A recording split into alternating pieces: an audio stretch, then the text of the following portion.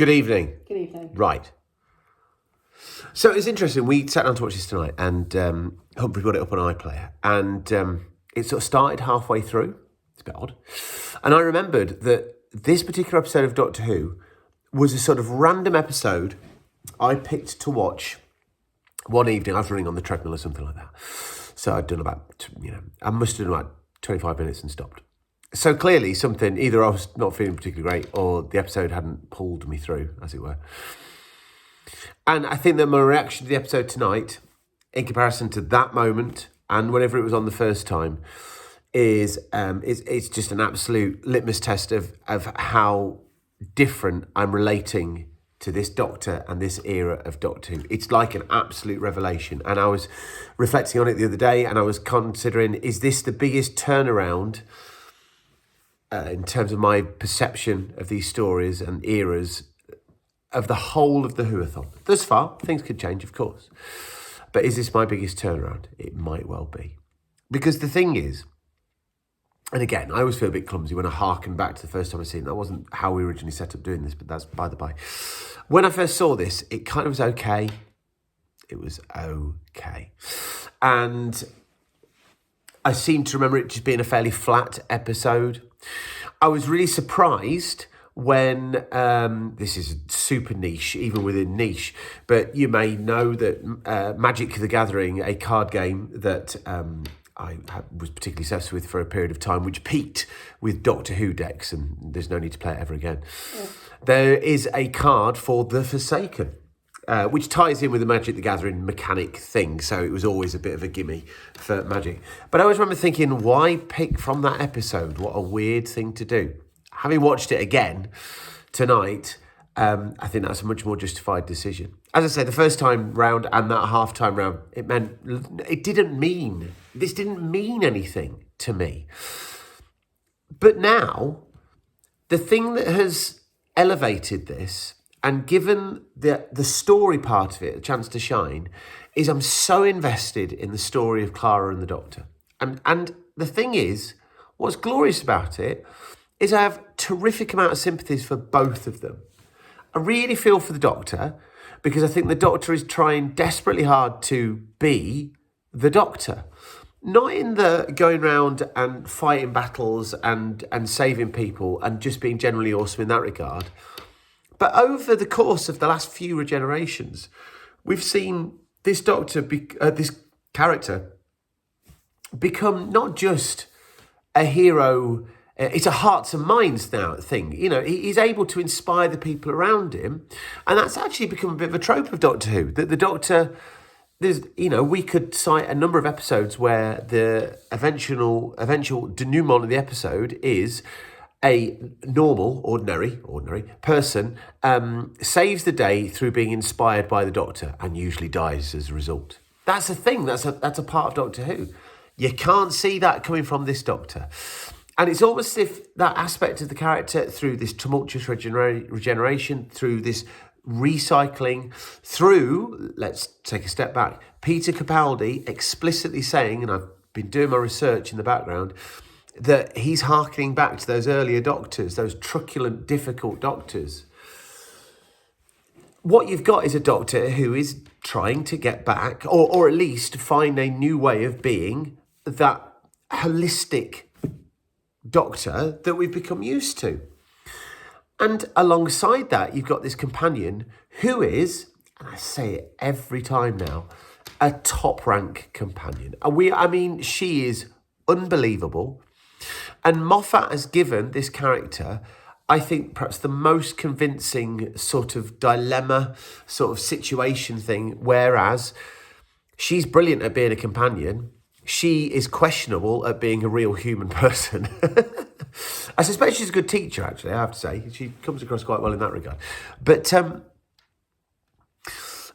I buy into it. And this episode works, I think, because when you see the last episode and you fully appreciate what Clara's been going through since before the regeneration, really. I mean, the intensity of her relationship to the Doctor is second to none, or second to very few, potentially. And so the fact that she's now here and this is the last time they're going to hang out together, but it's not, but it is. I bought all of that this time. Absolutely bought it. I bought the awkwardness of it. I love the fact that it's relatable to human circumstances where people have those sorts of conversations, usually within the context of a romantic relationship. But here it's different to that, but it's relatable, but it's still different. I absolutely love all that. I love the fact that they work so well together. And I love the fact that through this story, what you see is Capaldi finding this doctor, I should say, finding a way of doing the thing that this doctor does, but just without time or a feeling that he needs to recourse to I'll make sure everybody's okay, I'll do the whole sort of looking after everybody bit, and I'll save the day as well. No, I haven't got time for that. I've only got 66 bloody seconds. I'll just sort it, and then I'll unpick, why I did it that way later. I absolutely bought into that.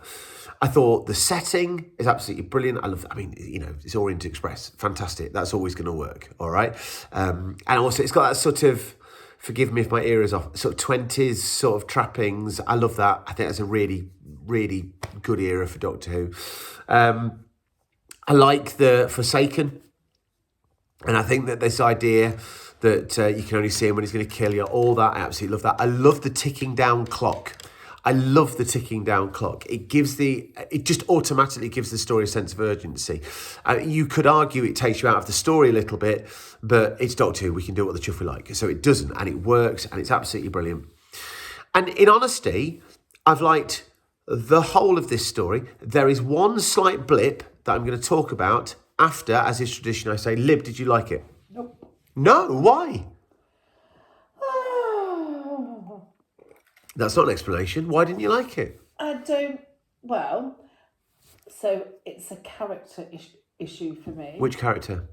Two of the characters I didn't like. Which of the characters did you not like? Doctor. Really? Well, Can we talk about the second character in a minute? Because I think I know who you're going to say. But anyway, why didn't you like the Doctor? I didn't like the Doctor because that attitude of being so cavalier with people's lives is not very... It's like what the Doctor's like when the Doctor's not thinking or not being himself. Right. But it's not a very doctory sort of attitude to just let people die. Oh, but the Doctor's loads of time has gone, I will save you, knowing he can't reach over a cliff. Or, I will save you. It's like... Yeah, he's got a saviour complex for sure. But it just didn't chime with... All right. I think he's okay for the Doctor to Oh, see. God, I'm loving this Doctor. Okay, who's the other character? Clara. Oh, my God, what? Who else are we going to think I didn't Well, I'll talk about that person in a minute. But anyway, tell me what's wrong with Clara. What? Well, if she doesn't want to travel with the Doctor, just go. Well, is it that easy? You don't have to make a song. Oh, yes, come it is on. that easy. No, it's not. It is that easy. If you Freaking- don't want to do something, you just say, do you know what? I've had enough. I've made up my mind. Leave No. me in peace. Goodbye. You don't have to have one last hurrah. Oh, you dear. don't have to try and leave but not actually leave. It makes her look like a... Simp. Yeah, Okay, basically. all right. Okay, I appreciate that I didn't interpretation. like the lady whose mum died. Oh, come on, Mum. ridiculous. No. I think you're being very down on it, and I think you're just tired, and I think you probably need a little Maybe, rest. that's the problem. The other character I want to talk about is it Perkins, played by Frank Skinner? Oh, I'm sorry. I'd forgotten that he was even in it because I've wiped him out of my brain. Because what's the actual chuff? I can't stand him. Okay. Sorry, Frank. So, well, that's the thing, you see. He's not a good actor. I think that Frank Skinner is a very interesting person. And I like Frank Skinner, but I'm not sure, this is an odd statement, I'm not sure I trust Frank Skinner. And that's a really weird thing to say. But I think that Frank Skinner is very, very Frank Skinner. And you might not have a parasocial relationship with Frank Skinner, whomever you are, but I grew up in a generation that Frank Skinner was one of the premier comedians in the country, not just because he had a massive presence on television, but for a period of time, he was considered to be one of the best stand-up comedians we had in this country. And yeah, no, he was. No, he definitely was. I think, though, with hindsight, you look back on his shtick, and because I've read a book recently about this sort of thing, he had a very a visceral honesty, and I think people found that quite shocking and refreshing, and then combined with that sort of earthy, very, very relatable humour.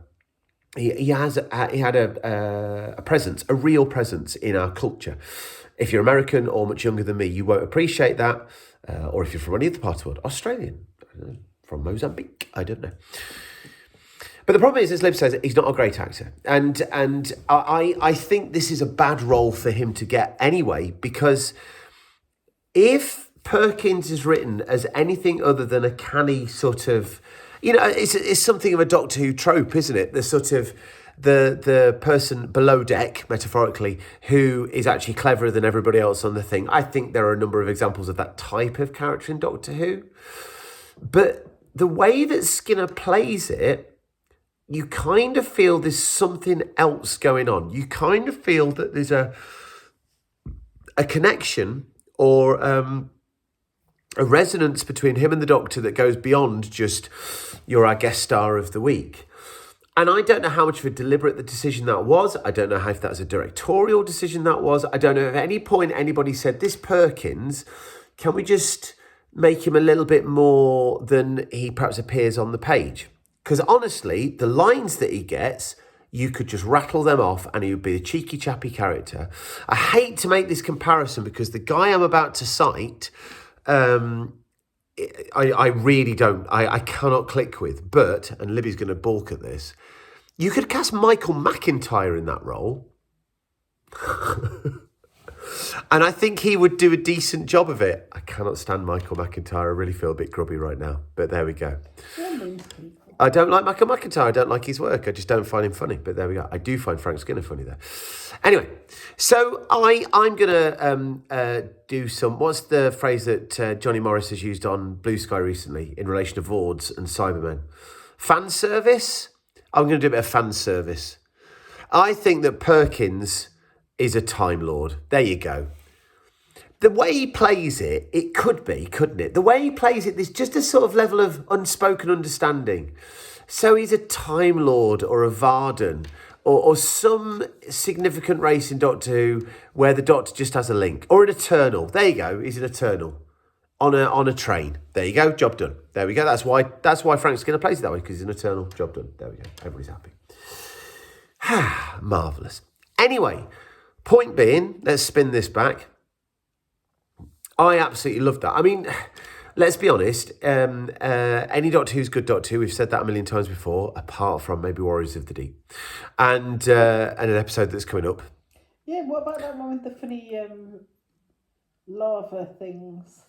Lava things? Which one with the lava things? Oh, don't worry about it. We'll report. Like big worm things. And that awful... Stop it. Why are you doing this at the end of my nice video? Sorry, I love the film. It's great. Right. Marvellous. I absolutely loved it. It has risen in stock rapidly, like the whole... And that spit at the end where he's on the beach with Clara and he's just explaining what's gone on, and then they see Perkins in the TARDIS. I really like that as well. Anyway, good times. Farewell. Bye-bye.